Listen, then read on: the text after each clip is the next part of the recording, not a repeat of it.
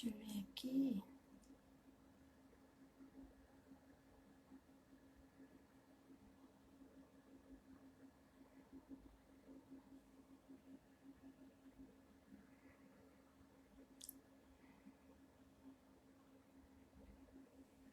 Boa noite, Psi Glaucélia, seja bem-vinda.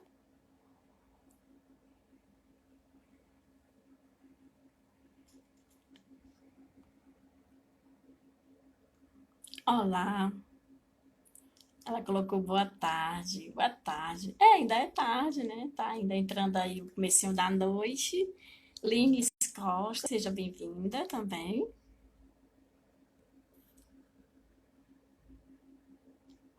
Eu que agradeço, Glaucélia.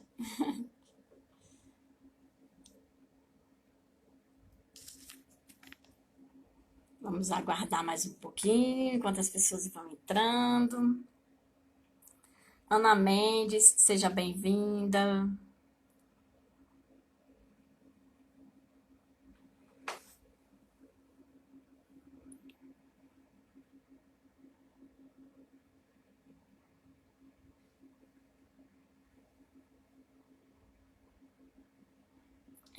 Vamos já iniciar a primeira live do Núcleo Resistir.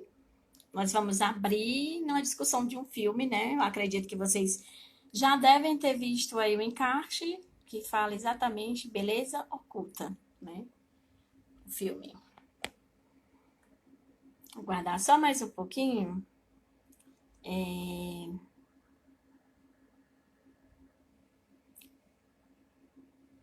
Vou receber uma pessoa que também é do núcleo. Agradecer aqui a presença das pessoas que estão aqui, né, do núcleo. E também aguardar aí a entrada da Alba Lirt, que vai dividir essa live comigo, né? Nós combinamos de fazer essa live e eu estou aqui aguardando ela entrar. Nós combinamos para 6 horas, falta ainda 4 minutinhos. Eu entrei um pouco antes, que eu gosto de entrar um pouquinho antes, né? Quando a Alba entrar, aí eu tô esperando a Alba entrar, e quando a Alba entrar, aí a gente começa fazendo as nossas apresentações e depois a gente vai fazer, né, esse debate sobre o filme, tá bom? Selma, seja bem-vinda. Nayara, seja bem-vinda. Estou aqui representando o Núcleo Resistir, que estuda a temática de suicidologia. Vou já falar sobre o núcleo. Assim, enquanto a Alba entra, né, enquanto as pessoas vão chegando, eu vou falar um pouco acerca do núcleo, né? O Núcleo Resistir é um núcleo de estudo e pesquisa e extensão em suicidologia. Ele foi fundado, né? Nós demos início no dia 28 de junho, né? Que inclusive é o Dia Nacional do Orgulho LGBTIs. E a Deisiane Lima, né? Que é a idealizadora e fundadora desse núcleo. A Deisiane Lima é coordenadora também, além de diretora, né? E eu e a Érica, né, Abreu, nós dividimos essa coordenação com a Deisiane. Então, o núcleo, na verdade, ele tem 3 coordenadores, né? Deisiane, Francimeire e Érica. E os demais são membros desse núcleo, né? E aí eu tenho o prazer de dividir essa linha nesse momento com a Alba, que eu estou esperando ela entrar. Aqui. Deixa eu ver se ela já entrou, porque eu não vi ela entrar. Deixa eu ver se a Alba entrou. Se ela entrou no Instagram dela, para que eu faça o convite. Deixa eu ver.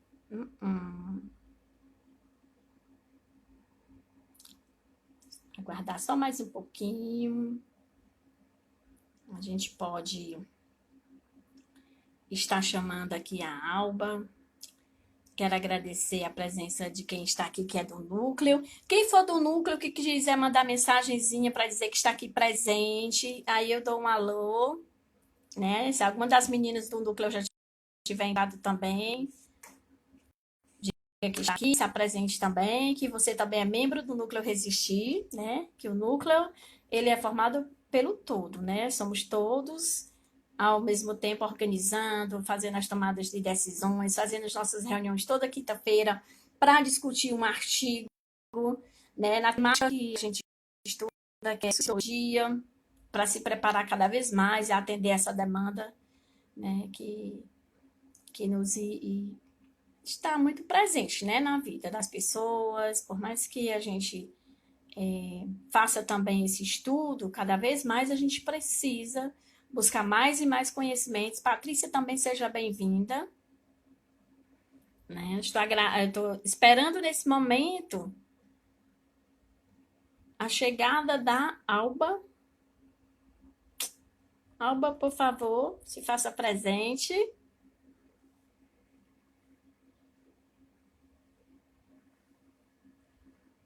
Né?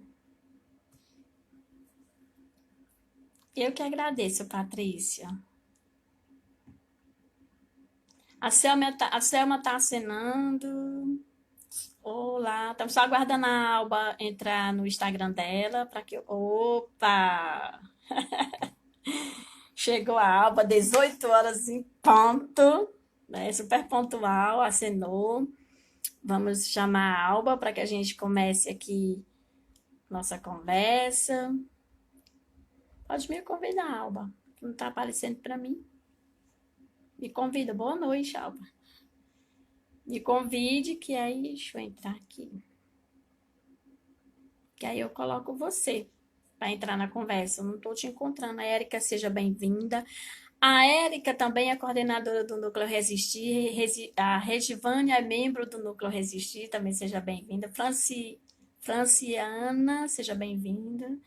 Victória, seja bem-vinda. Wanda Braga, também seja bem-vinda. Vamos aí.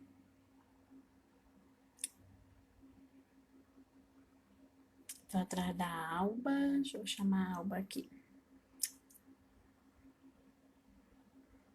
Alba. Acabei de chamar. Para você também, viu, Pisci Érica? Vamos já dar início.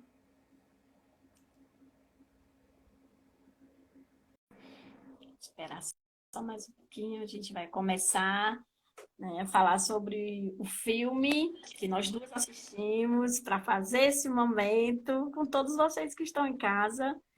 Seja bem-vinda, Alva. Oi, Boa Fran. Boa noite. noite, pessoal. Boa noite. Estava aqui falando com as pessoas que estão em casa, né?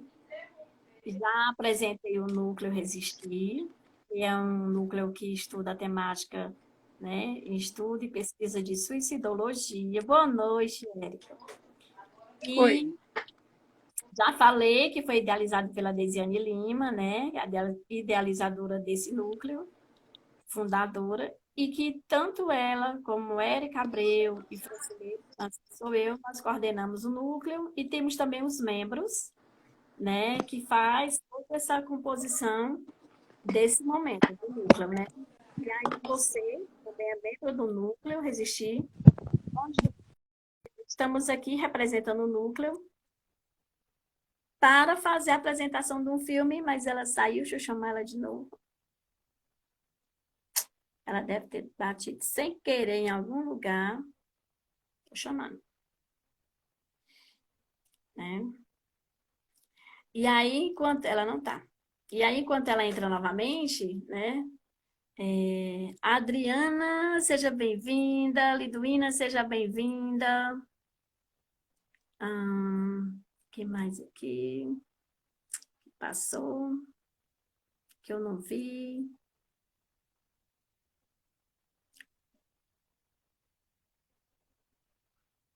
Não, todos eu tinha falado. Não deixei passar ninguém. Enquanto ela retorna, deve ter acontecido. Ah, entrou, caí. Foi. Você, eu percebi. Vai lá, entra novamente. Acontece, gente. Ó, internet tem essas coisas, né? A gente trabalha com a internet, mas a gente sabe que tem momento que essa internet ela pode vir, sim, a falhar, né?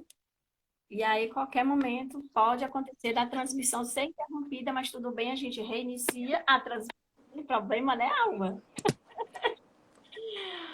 E aí, Davi, seja bem-vindo. Zezé de Castro, seja bem-vindo. Todo mundo aí que está em casa, estão chegando nesse vídeo junto aí para esse debate sobre o filme Beleza Oculta, que é o filme que nós vamos trazer. O humorista Esquema, seja bem-vindo. Ruth Mello, seja bem-vinda também. Pois é, deu uma Mas escorregada aqui. eu vi. Mas antes, Alba, nós vamos nos apresentar, né? Eu sou a Francimeire França, psicóloga clínica e social, né? Eu trabalho, atuo num espaço do movimento de saúde mental.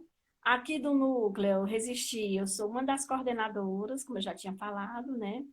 E estou desde o do dia que foi fundado, né? A Deisiane fundou e eu já entrei junto com a Érica também para o núcleo, entre outros membros que estão aqui presentes, Janiele também entrou com a gente, né? A Daiane entrou com a gente, né? E outras pessoas, né? Então, estamos juntos nessa temática de estudo, buscando cada vez mais aprofundar para que a gente possa fazer da melhor forma possível, né, o nosso trabalho, nossos atendimentos e questões que vêm com essa temática, né? Agora, o humorista está dizendo boa noite para vocês, minhas queridas, para você também. E Boa agora é a noite, sua vez. Márcia. Bom, Se apresente. a Fran faz um trabalho muito legal lá no Movimento de Saúde Mental. Meu nome é Alba. Eu também sou psicóloga e professora universitária. E adoro filmes, gosto muito de discutir sobre filmes, né? E a Fran me fez esse convite para que nós pudéssemos conversar um pouco, já que, eventualmente, nós temos discutido sobre artes, né? Poesia, música, e fizemos um outro momento, foi gostoso, e daí algumas pessoas sugeriram alguns filmes, nós acabamos escolhendo esse para conversar um pouco com vocês, todos nós, né, acerca do filme Beleza Oculta, que, dentre outros, a temática que sobressai exatamente a temática do sentimento relativo à vivência com o luto, né? Como isso é significado para cada um, e aqui no caso nós estaremos discutindo a partir do que o protagonista desse filme vai trazer como sentimento dele. E assim, lembrar também, né, que a situação dessa discussão do filme é muito importante, porque cada pessoa, cada sujeito tem a sua percepção, né, acerca do filme. A minha percepção vai ser uma, da Alba vai ser outra, de vocês vai ser outra. Ontem a gente fez assim uma breve discussão e percebemos que, ainda que a gente se encontre, né, no contexto do filme, mas a gente consegue ter percepções diferentes, né? E aí é importante esse movimento que vocês façam, né? Esse movimento de assistir, de refletir, porque aí vocês também estão ali se organizando, né? A arte e a música, o filme, a poesia, tudo isso é arte, né? E eles fazem isso, eles nos mobilizam, né?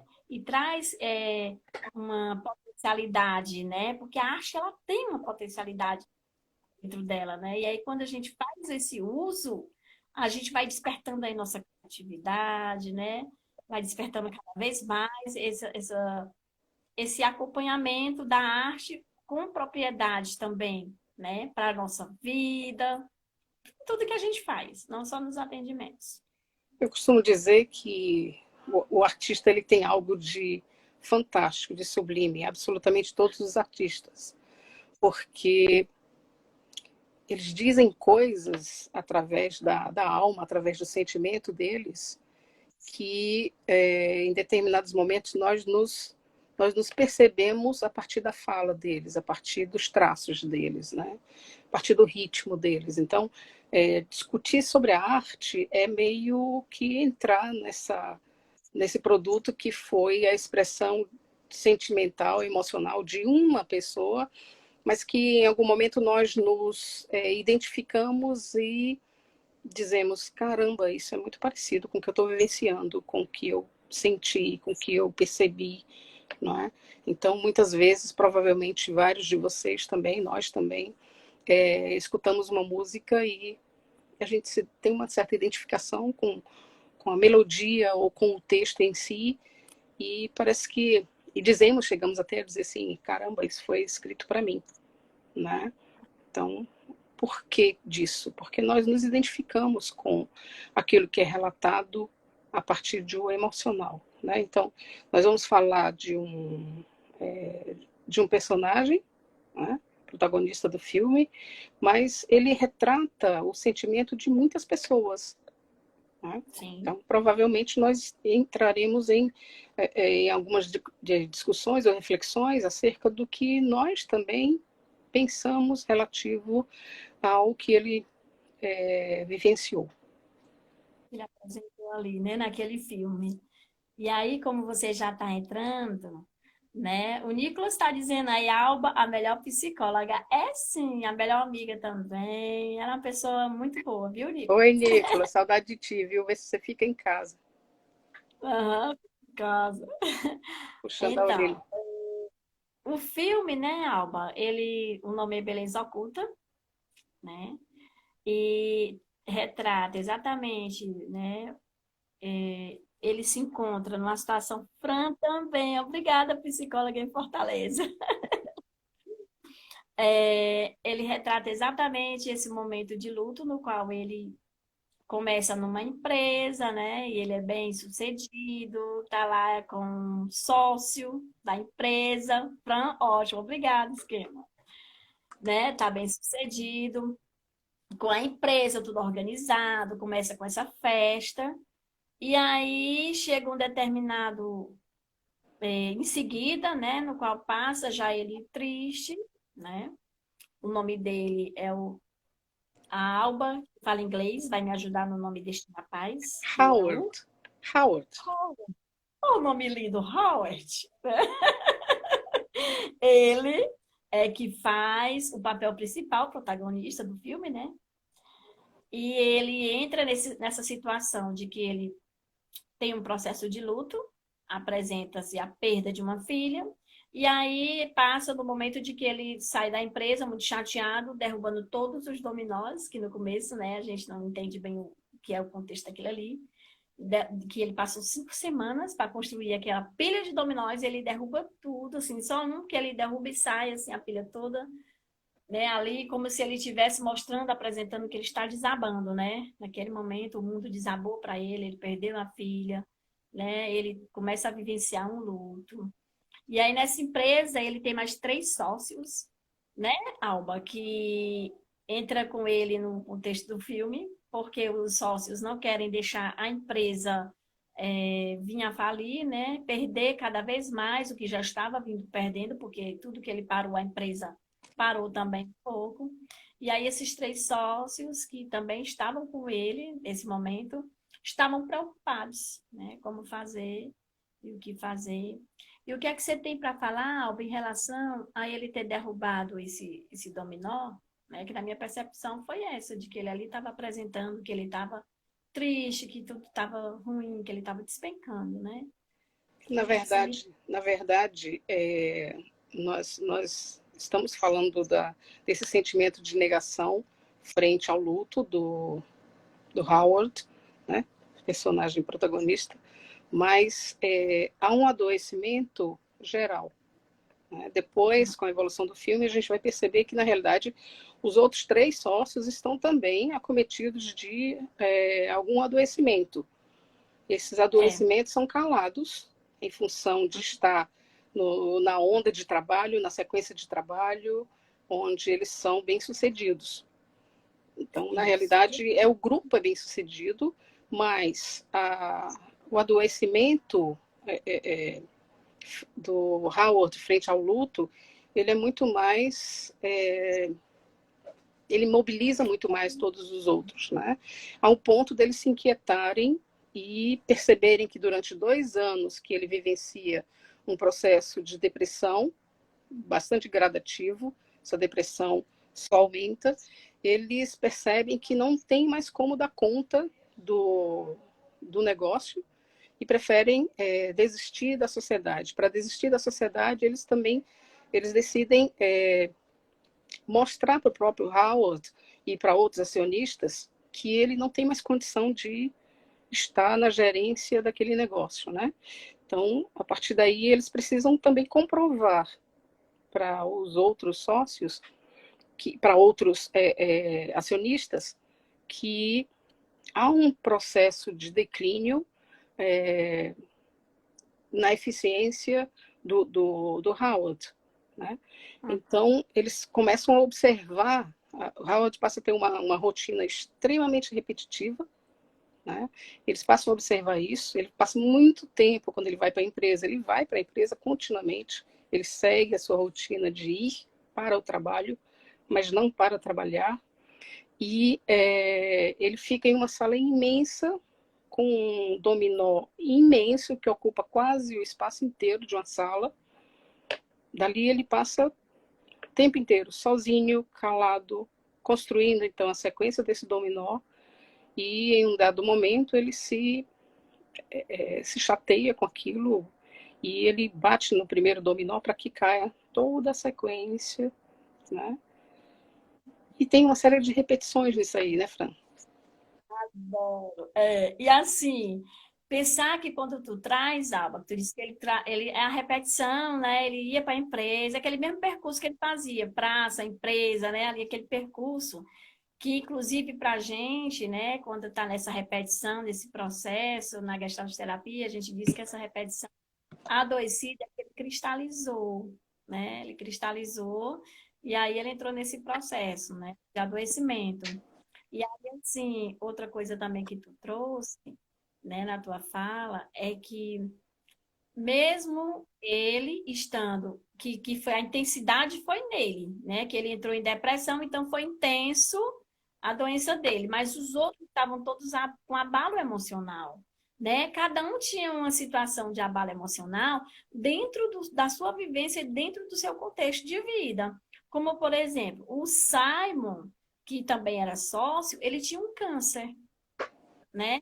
E aí esse câncer, ele escondia da família. Então, aparentemente, ele apresentava como se estivesse bem, mas emocionalmente ele estava muito mal, porque ele estava ali vendo a morte como possibilidade, que a qualquer momento ele poderia, né, morrer e a família como ia ficar nesse contexto todo dessa empresa em falência. Então, era muitos questionamentos, né, para o Simon, né? E cada um com o seu emocional abalado, né?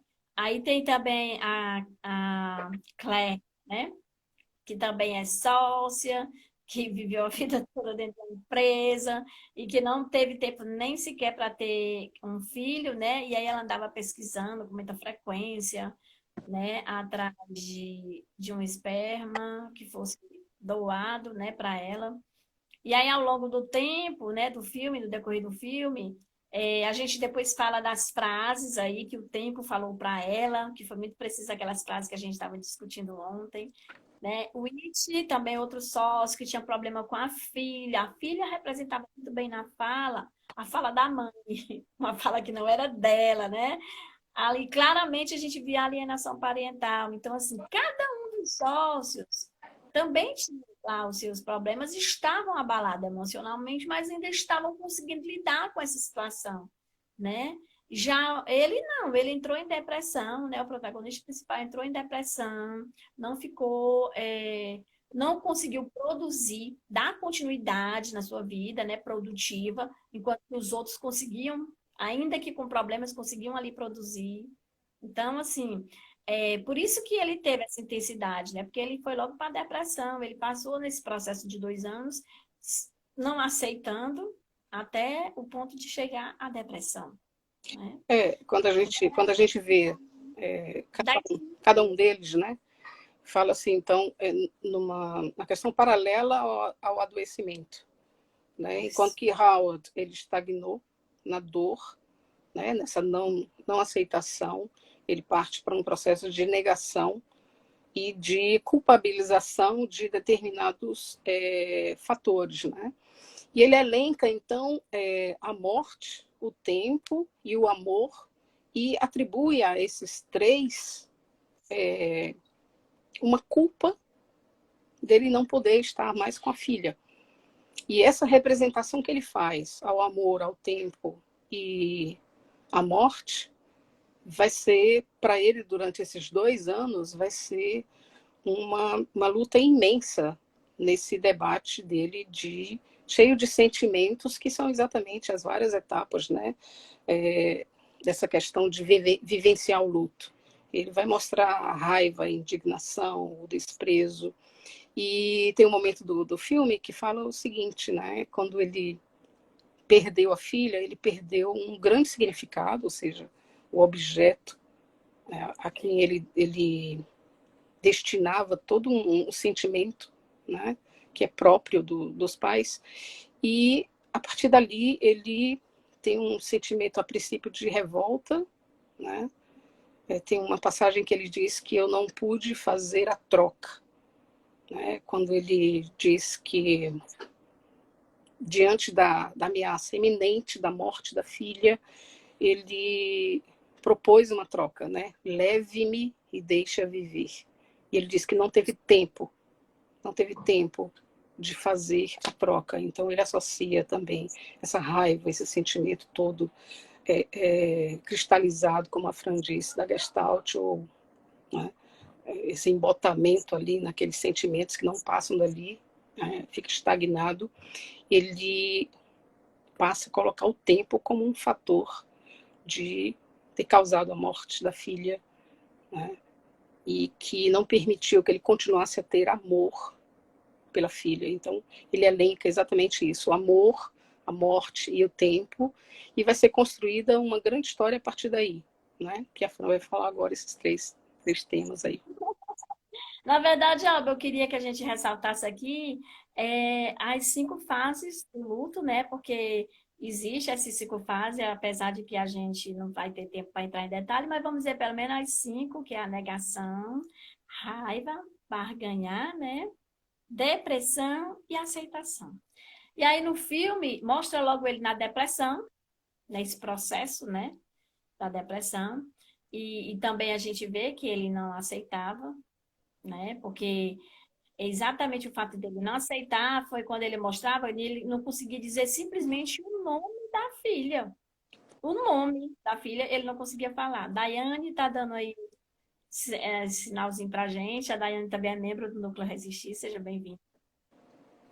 E aí ele fazia exatamente isso, né? Ele não conseguia aceitar e aí entrou no processo da depressão, né? Durante todo o contexto do filme, foi apresentando essas situações dele. Começa por ele não querer falar, né? Então ele dizer o nome da filha que era, ou seja, utilizar o pretérito perfeito para ele, é extremamente absurdo. Então o tempo é um fator preponderante no que ele utilizou como culpa. Então ele vai estar exatamente negando quando ele também não utiliza o verbo no passado.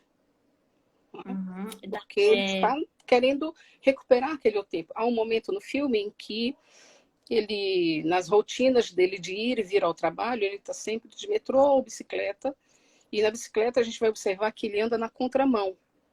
Certo? O tempo todo. Então ele realmente está na contramão do tempo. Ele não quer avançar com o tempo cronológico, porque ele estagnou, ele parou em um tempo em que houve o desencontro desse objeto, que era realmente a grande afeição dele, né? Então, é bastante significativo quando ele faz essa caminhada, esse translado de bicicleta na contramão, certo? De uma forma descuidada, que nas análises desse filme, inclusive, chamam de zumbi. Ele parecia um zumbi, no seu silêncio, no seu embotamento, e realmente não importava para ele estar ali. Ele ia na contramão porque ele queria realmente, simbolicamente, estar contra toda a situação, né? Sim. Que tinha acontecido. E também, assim, esse pensamento longe traz a impressão também de que para ele a vida não fazia mais sentido algum. Ele estava ali no risco mesmo, né? Pensamentos longe, como se, se eu me acabar aqui, né? E aí isso chama a nossa atenção por conta do núcleo, que a gente estuda essa temática da suicidologia, né?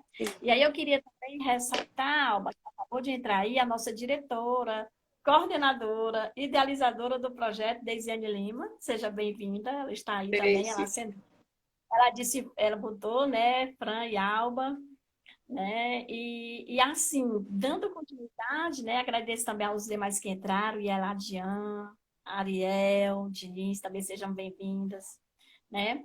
E aí, assim, quando ele anda nessa contramão, ao mesmo tempo, ele está se arriscando muito. Ali a vida, como não faz sentido algum para ele, né? Ele faz esse percurso dessa forma.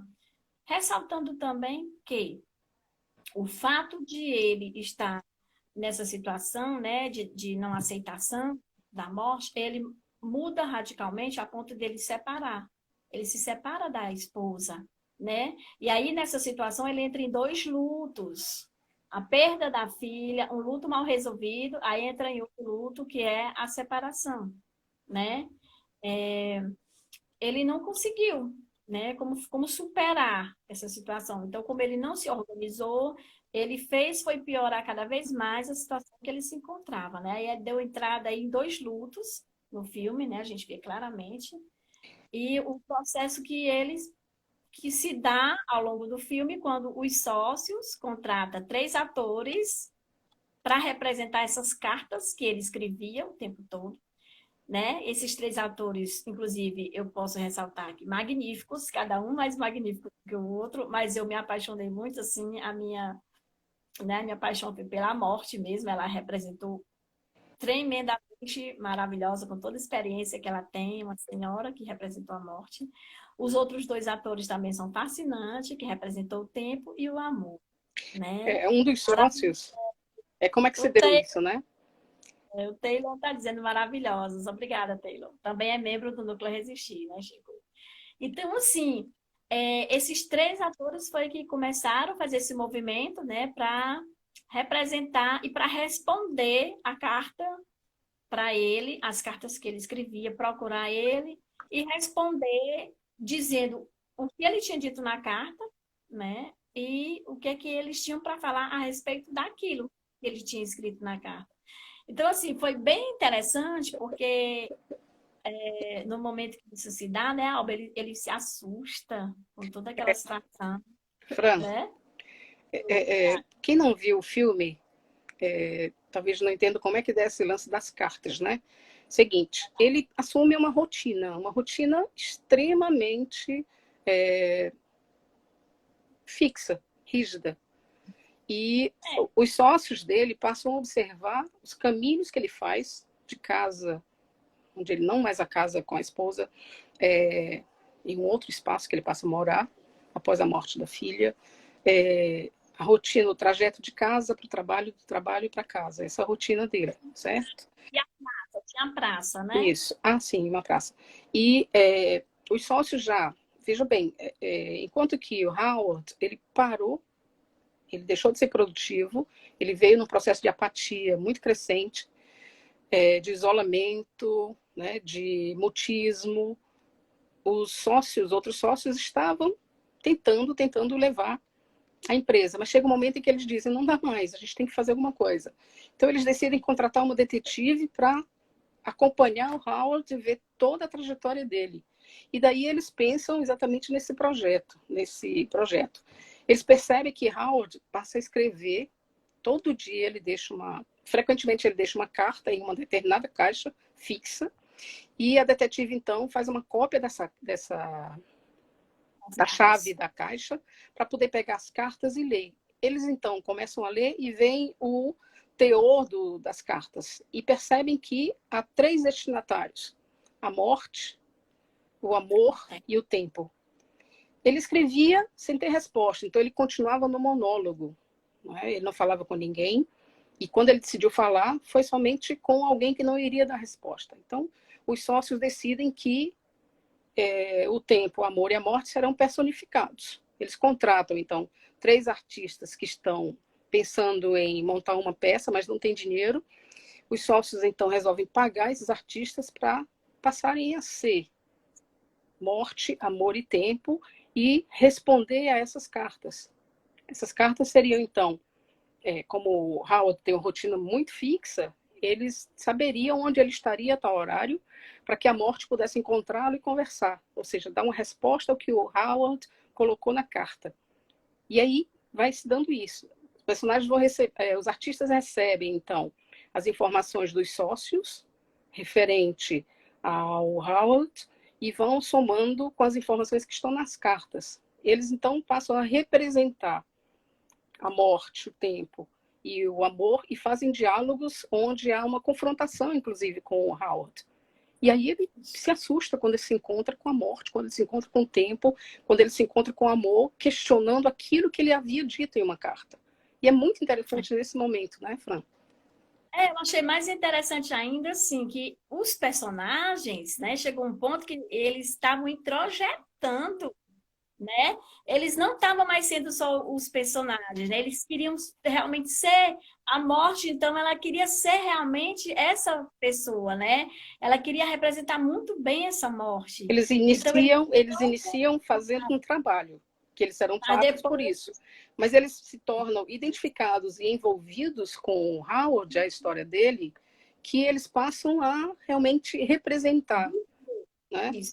É, Fato, e aí os tempo. diálogos ficam mais interessantes. A Rosa está falando que é interessante a gente ter feito esse resumo, para quem não viu ainda, compreender um pouco mais, né? Então, A gente seria não por tem aí. muito tempo para contar por conta do horário, que é só uma hora, mas a gente resumindo assim é ótimo. Também acho. Oi, Janiele. A Janiele também é membro, está dando oi. Né? E aí, Na é, Lisa da esquina do hã? Camporão, olha aí. Legal. A Rose, aquela que eu conheço.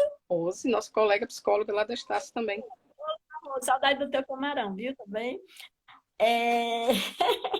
E aí, assim, Alba, pensando também, né, nessa introjeção que houve, eles se perderam um pouco no personagem e ainda assim, mesmo assim, eles conseguiram, né, que o foco era fazer aquela filmagem para que provassem para os demais sócios, né, os acionistas, que ele não estava bem, né? E aí, no momento da filmagem, eles botavam ele falando com ninguém, né?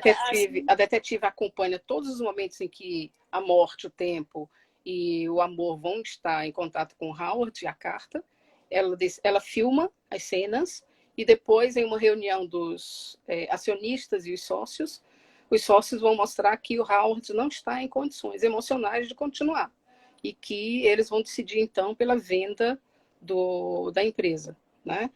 Para isso, eles descredenciam, eles desqualificam o Howard para os acionistas. Eles mostram, então, as cenas do encontro do Howard com a morte, mas sem a figura da morte estar presente. Eles retiram essa imagem de lá. Então, vai parecer para os demais acionistas que ele está falando sozinho. E aí as pessoas perguntam, você está falando com quem, Howard? Armação, é. Então, assim, é uma armação que eles se sentem constrangidos, inclusive, os sócios, porque eles é o que a gente tinha que fazer, né? A que fez o papel, a que representou o amor, ela ficou extremamente contrariada de ter usado esse subterfúgio para poder mostrar que o House precisava retomar a sua vida, né? A Adriana Alba tá mandando abraço. Obrigada, viu? Para você também, abraço virtual, Para a Adriana. Adriana, daqui a pouco a gente se encontra. Um grande abraço. Adriana, daqui a pouco a gente vai fazer uma live também, né? Aceitei o Aham, convite. foi, né? Ó, os sócios, né? A partir disso, conseguiram solucionar o problema da empresa, né? Eles conseguiram o objetivo final, ainda que se sentindo culpado por ter usado essa forma para conseguir, né, o que queriam. Mas diante disso tudo, foi bom porque no momento do encontro, né, que houve essa revelação da filmagem, o protagonista, né, ele conseguiu dar um feedback para cada um deles. Achei aquele ali muito mágico, aquele feedback, né, que ele dá para cada um. Inclusive para o Alisson, para o Witt, que tem a filha que se chama Alison, que ele não desistisse da filha dele e que ele não precisa pedir a ela para ser o pai dela, porque ele é o pai dela, né? Exatamente, E aí, nessa retomada de consciência, né? isso, Do Howard, ele começa a se dar conta, ele assim, caramba, ele diz para o que está com câncer, ele diz, não se preocupe, Simon, a sua família jamais ficará desamparada. Eu não deixarei sua família ficar desamparada. Ou seja, ele começa a enxergar o outro, ele sai desse embotamento, esse ensimesmamento, né?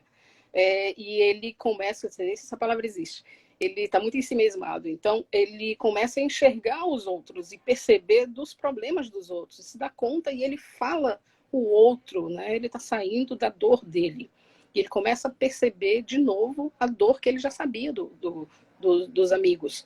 Nesse momento da assinatura da desistência da sociedade, ou seja, que eles estão vendendo, há um momento que é, assim, um grande insight para o Howard, que é quando ele diz assim, há um documento em que ele precisa assinar, que ele diz, é o primeiro momento no filme onde ele fala da morte da filha, porque há alguns bens dele, da empresa, que estão no nome da filha, que estão, né, no nome da filha, mas ela morreu, então ele precisa declinar disso. Então ele diz, há alguns bens que estavam no nome dela, ou seja, ele faz um silêncio, mas esse fazer o silêncio naquele momento é exatamente o encontro dele e a expressão dele em fala da partida dela. Né? A partir dali, ele olha para os sócios e ele diz exatamente isso, né? Eu não deixarei você desamparado, ou seja, a sua família desamparada. E aí ele está encarando novamente o que? A possibilidade iminente de morte do amigo que está com câncer. Né? E aí ele passa a ter exatamente o que tu falaste, né, Fran? Ele passa a ser essa pessoa tão legal que era desde o início com os sócios, de ser uma pessoa acolhedora, de ser uma pessoa que é cativante, que é amigo. E daí ele volta a ter uma determinada consciência e outras coisas vão acontecer em relação a isso. Simon, inclusive, né? Pelo fato dele estar adoecido, né, estar com câncer, vendo ali a morte como possibilidade, se aproximando a cada momento, ele valoriza muito mais essa vida quando ele pensa que ele poderia ter mais tempo para ser um avô, para ser pai, né? Ter um filho de 40 anos, ser um pai de um filho de 40 anos consequentemente, ser avô. Então, ele se vê num futuro bem distante, sendo que a morte está muito aproximada. E aí eu lembrei do livro da Ana Cláudia Quintana, que ela traz isso, né? A morte é um dia que vale a pena viver. Ela traz esse questionamento de que quando a pessoa se aproxima mais da morte, é quando ela começa a valorizar muito mais essa vida, A, né? a atriz Tempo, né, para poder usufruir desse momento. E foi o que ele trouxe, né? O Simon trouxe bem isso, que é dito no livro dela. Achei muito interessante. Fran, há um momento em que a atriz que faz o papel da morte, ela conversa com o Simon e falando sobre a morte, sobre a questão do câncer dele, né? Que a esposa não sabia, ou seja, ele não tinha revelado para ela, embora depois a gente perceba que ela disse que já sabia que ele tinha algum problema, mas não sabia exatamente o que. E ela respeitou o silêncio dele, a esposa respeitou o silêncio dele, né? E a morte, então, fala para ele, na verdade, nós estamos todos morrendo.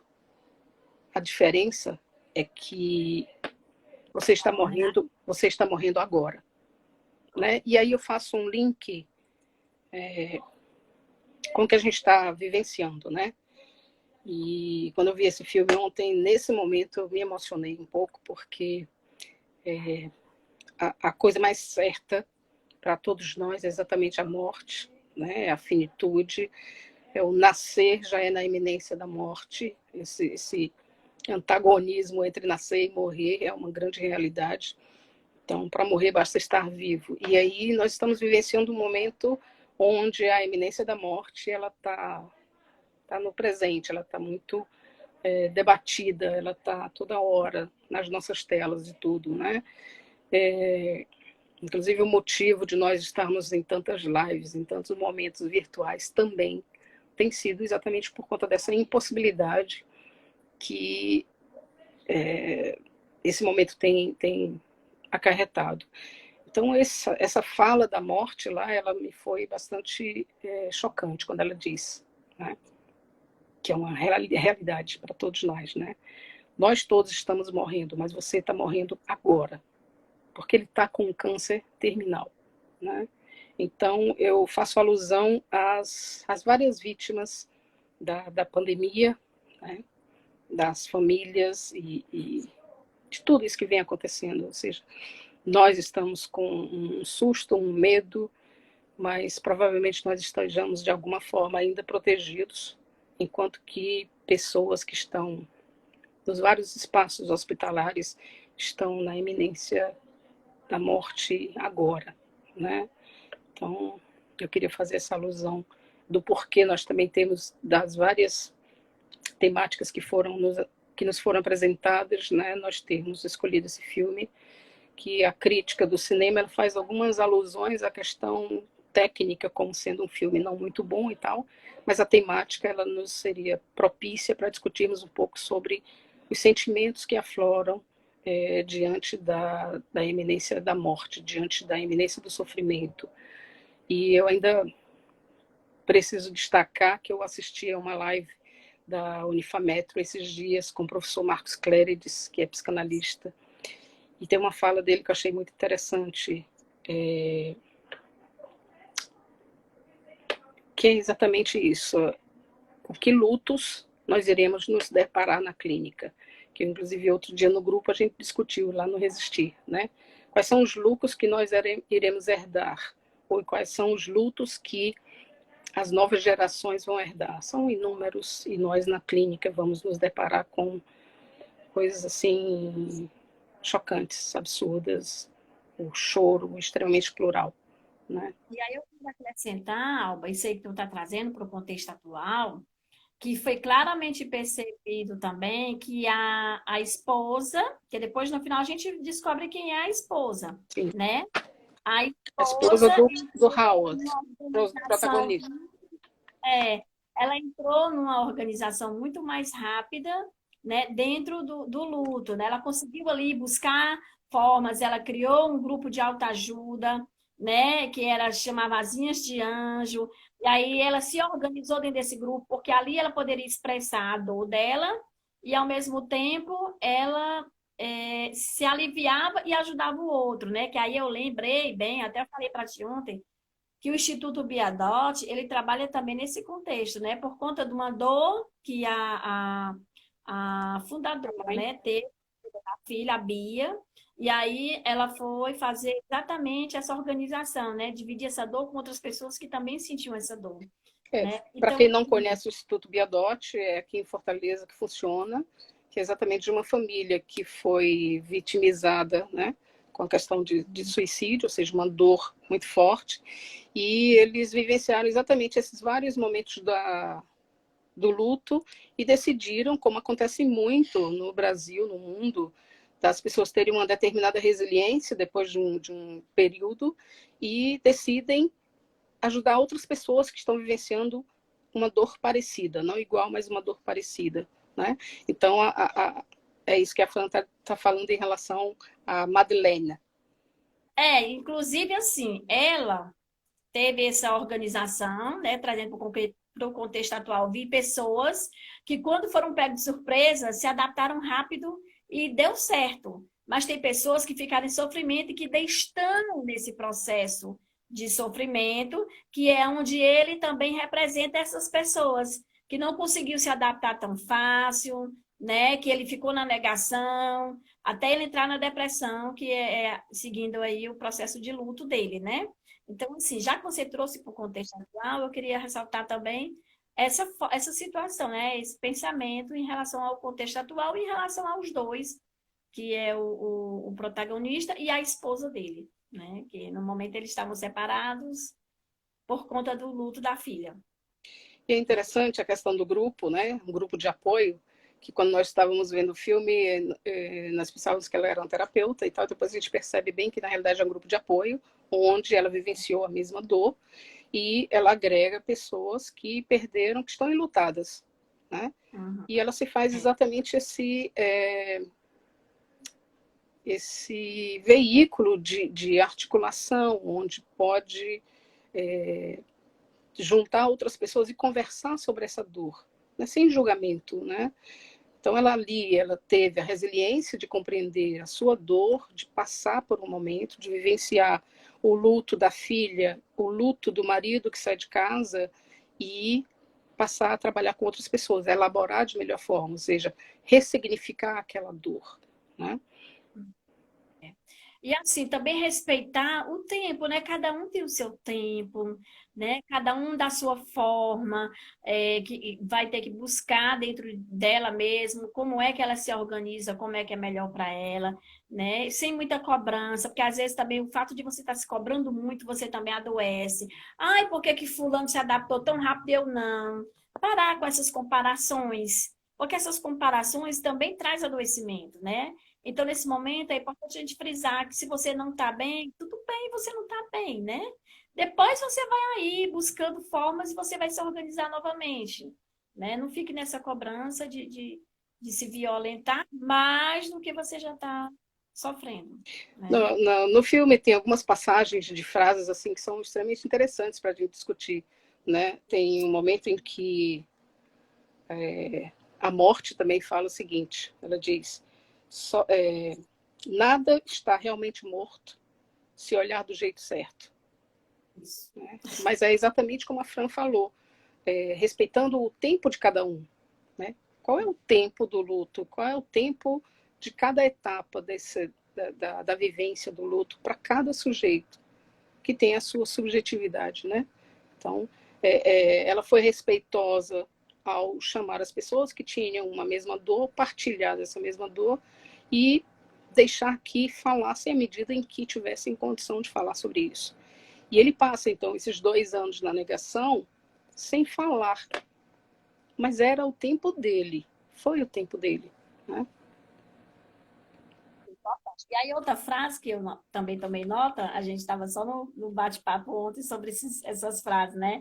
Achei muito interessante quando o tempo disse para Claire, filho não precisa vir por você, ele precisa passar por você. Porque ela dedicou tanta vida dela dentro da empresa, né? Trabalhando, não tinha tempo para ter filho, né? Não buscou essa situação de ter o tempo para ela vivenciar esse grande amor, formar família. Então ela se cobrava, ela ficava pesquisando, né? Um doador que pudesse lá ceder um esperma para que ela conseguisse vir engravidar e ter esse filho.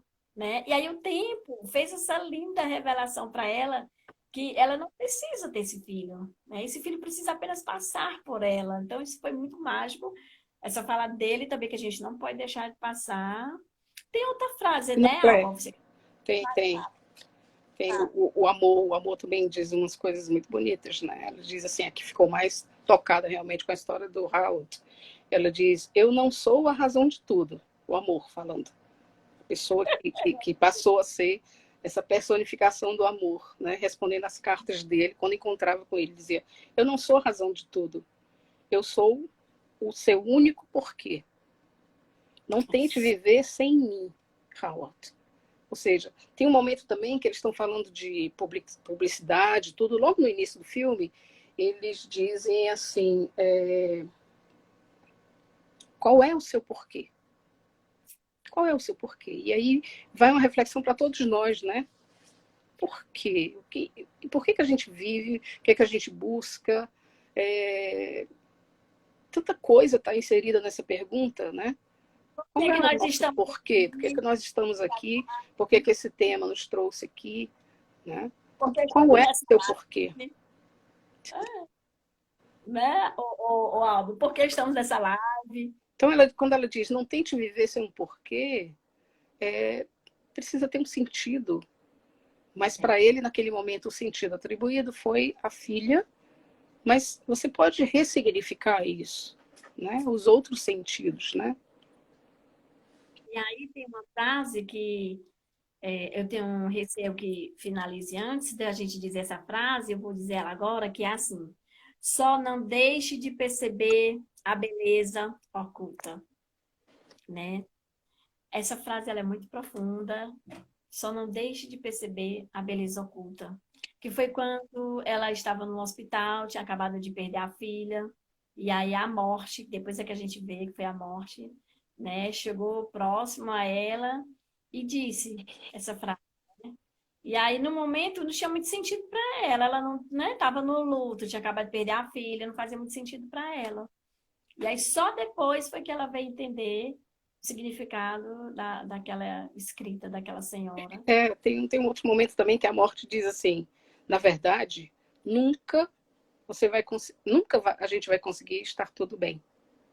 Porque sempre há alguma coisa que falta, né? E nós somos sujeitos da falta. A gente está sempre no desejo de algo que nos complemente. Então, a partir do momento que eu tenho algo, eu busco um outro.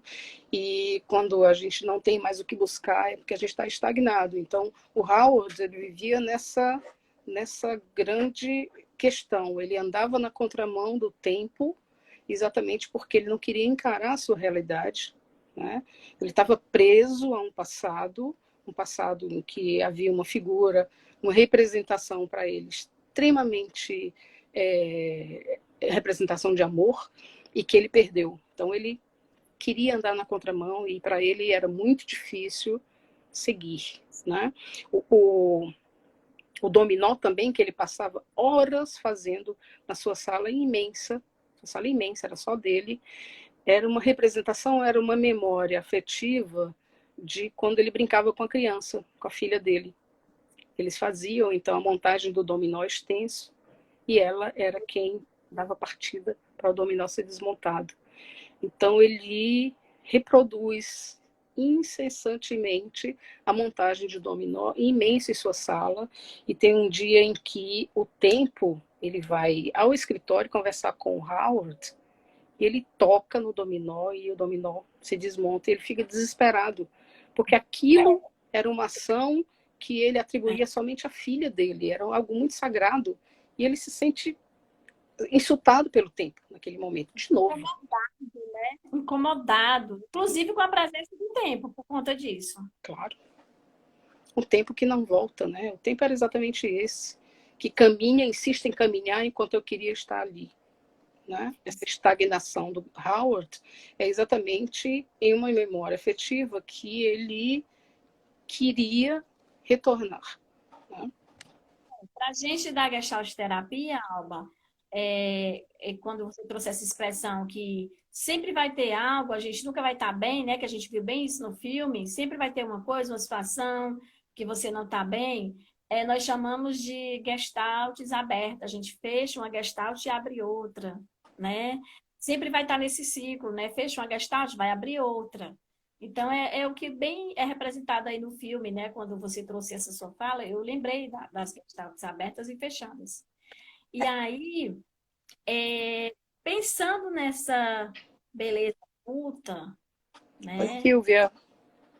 Que é o filme, o nome do filme, conversando agora aqui contigo, Alba, me veio para vocês que são da psicanálise, vão chamar insight, né?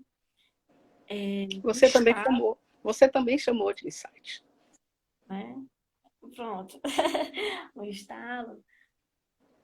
A beleza oculta, ao meu ver, não sei ao seu ver, vem exatamente no amor dos dois. Não é a morte e a beleza oculta, porque o amor dos dois separou-se, eles se separaram devido à morte da filha. Não foi por conta deles dois. Não foi um problema pessoal, né? A separação se deu ao luto dessa filha. E como eles se separaram, a beleza estava nesse sentimento que ela tem por ele e ele por ela. Sabia? Provavelmente.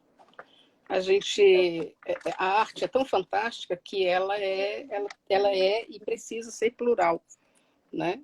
As representações, as interpretações também serão várias. A Juliana Moraes colocou aqui, que é um filme que chocante, né? Então, provavelmente, para cada um que está aqui participando hoje com a gente, 28 viu o filme, 28 segundos, Vai Então fica a cair. dica aí para verem o filme, discutir um pouco mais, tá bom? Adorei a parceria, amei o filme. Beijo para quem esteve aqui, para quem está em casa, beijo. Muito obrigado, Alba. Foi maravilhoso. Uma pena que vai acabar. Diz algo. Depois a gente se encontra de novo, né? O tempo